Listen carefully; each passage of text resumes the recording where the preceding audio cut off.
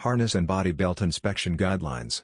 At HSP, PIP, our inspection protocols are designed to align with current safety standards. However, these must be complemented by each organization's internal criteria, which must meet or exceed the most stringent requirement, whether from the applicable safety standard or the manufacturer's instructions. Inspection frequency. Before each use. Every user must inspect their equipment before use. Annually. A thorough inspection must be conducted by a competent person, other than the user, at least once every 12 months. Inspection criteria. 1. Markings and labels.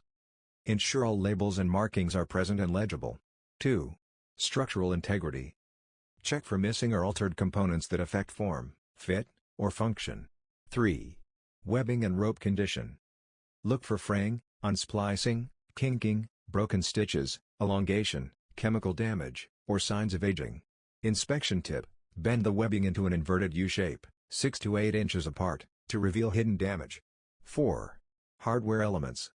Inspect for cracks, sharp edges, corrosion, deformation, or excessive heat. Specific checks. D-ring must pivot freely. Tongue buckles, grommets, should retain shape and motion. Cam buckles must engage webbing properly. Quick connect buckles should lock securely and be debris-free. 5. Integral pads. Check D-ring and chest strap pads for cracks, breaks, or wear. 6. Fall load indicators. D-ring pad indicator, look for breaks or stretching between arrow pairs. Webbing indicator, check for ripped stitching or unfolding below the back D-ring pad. Critical warning.